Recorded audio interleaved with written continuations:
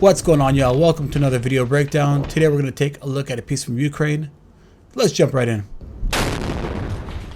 Alright, so we started off right away. Action's already begun. We're framed up against this destroyed building. One tree that's felled. And probably the team is hiding behind some kind of structure here. And keeping some distance. Urban warfare in Bakhmut. Okay, we come up to our second shot. Still firing. And the action keeps going. And in the third shot, we're moving forward while somebody's coming our way. So really the whole time, we're having a lot of action, a lot of movement, bringing the viewer into this story. Okay, once again, movement. So the shots are not static here. They're just keeping movement. We have the first shots, we have firing going on.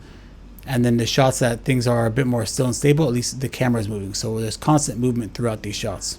Okay, once again, movement. Now we're in a car. In a moving tracking shot.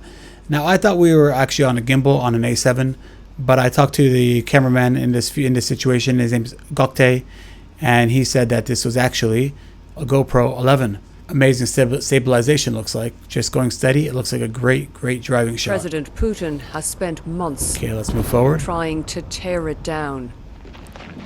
Our route. Okay, once again we have movement. Still moving along all the time. In this shot there's not a lot of stillness, which is great. The whole time we're moving forward, we're moving into the scene, moving into the story. And just look at the scenery. And the camera shows us too. I'm even thinking look at the scenery, and the camera's doing the same thing at the same time. The viewer wants to see what's going on here. Okay, we're coming across. Move fast, single file. And that section I just want to play back because the scripting is so clear and just gives space. It's not rushed. It's minimal words in the scripting, allowing the viewer to get immersed in the story. Anything that moves here can be a target.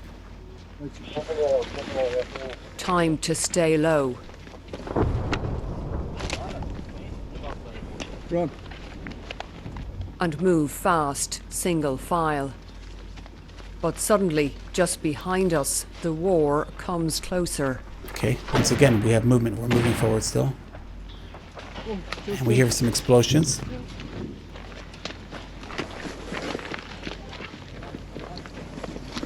I think they seen us.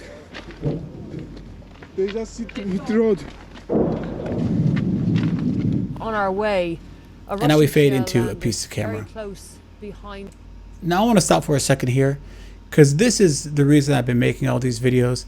It's really to ingrain even into my own mind how shots are selected, how they're directed, where the light is coming from at all times. Filming this, you're under immense stress all the time, looking over your shoulder. Don't know if there's some bomb that's going to go off. And still you have to think like it's muscle memory about how to compose and how to see the light. The light right here is coming here. We have light coming down on our face. And this was obviously chosen. They didn't just sit down and it's like, oh, here's a good place to do a piece of camera. This was decided upon. If you're turned 90 degrees, total darkness.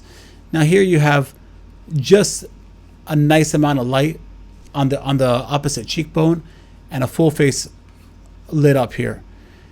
The other side, the other way, your whole face is going to be totally lit up. And if you're going 180 from that, your whole face is going to be in shadow. So this is a perfect mix of just getting the right amount of light. The reporter's eyes are not squinting because they're staring into the sun.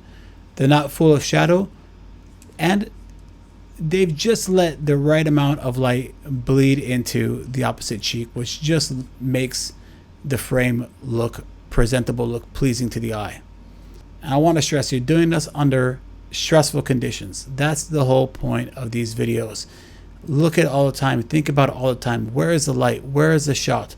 So that it's all muscle memory. When you're on a deadline, you're in a tense spot, you're under pressure, you don't have to consider it. It's just going to come naturally.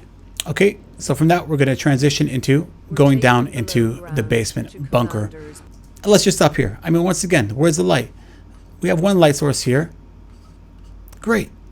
This is what we're going to use. We don't need to bring in a bunch of lights and light up the scene and make it something it's not. This is what the light is. This is where the scene is. It's perfect already. We have just enough light lighting up his face. And once again, look what we have here. Let me zoom in here.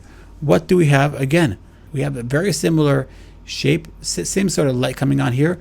It's a hard shadow, and once again we have the same kind of triangulation on the opposite cheek, which we know from watching these videos now, this is very pleasing to the eye to get this kind of effect.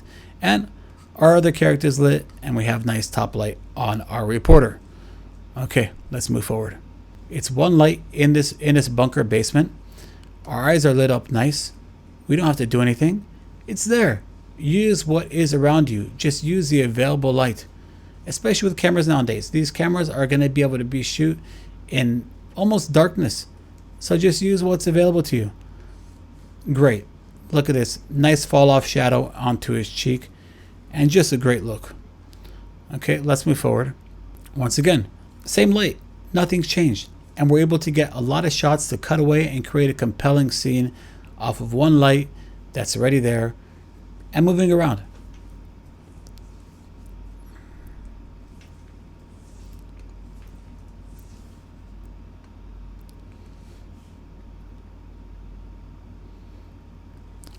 Okay, and now what do we have here?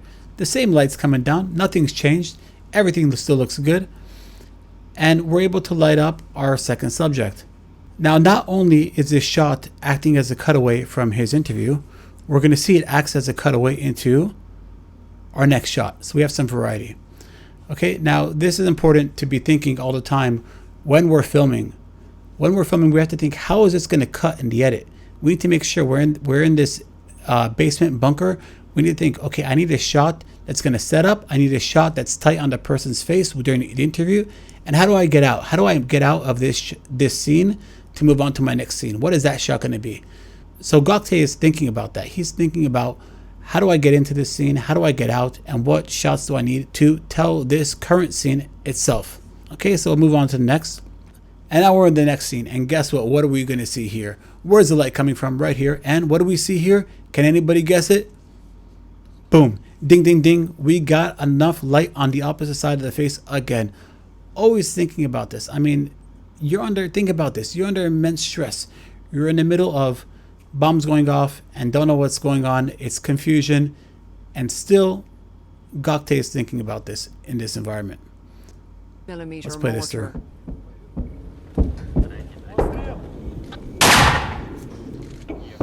The second round doesn't fire. Okay, so the second one didn't fire. They're saying get back, get back, get back. Everybody go to the cover. Misfire. They tell us it was old stock sent from abroad. Their other battle here is with lack of ammunition. Then a threat above our heads. Russian I'm jets. playing this through for a reason. Do you hear it? It's Russian jets. On the attack radius. What I want to get out of this, that the whole time the camera is running. He's not stopping. Even under immense stress, the camera is going because we don't know what's going to happen. We get a nice soundbite from our character. We're going to cut. We're back in the driving shots. The hallmark of Russia's war. What it seeks. Now these shots look fantastic. I mean, the stabilization is really getting impressive these days. Now we're going to move forward again. Another interview shot. Once again, great light. See, all these shots, all these interviews, they're not by mistake. We're not saying, okay, his whole face is going to be in a shadow, or his face is going to be fully lit, where his eyes are squinting the whole time. Every time we have just enough light. Look at this. We can even see the light's coming from his left shoulder, and it's enough to even brighten up the color of his eyes. So there's enough light coming in there. And once again, what do we see here? Enough fall off light on his opposite side as well. Okay, let's move forward. Okay, this place has just been shelled. So they're getting here at the moment where even, look, it's still burning. It's still on fire. So that just shows you how close they are to everything that's happening. I mean, this is, and that just shows you how close things can. Okay, and this building has been shelled. And it just shows how close everything is in this. And that just shows how close everything is during this whole filming. And we have a fast-paced running shot. This is the second time I've seen him do this in this piece, where he's running in one direction and we have somebody else running in the opposite direction. So it's really creating what is the sense of the atmosphere? Is it calm? Okay, so let's film calm. Is it tense and stressful? Is it a bit chaotic? Let's film it chaotic. So we always have movement. We're gonna run. People are running, let's run too with the camera. All right, so that's it for this breakdown. I hope you got some value out of this. If you did, please consider sharing it along, and I'll see you in the next one.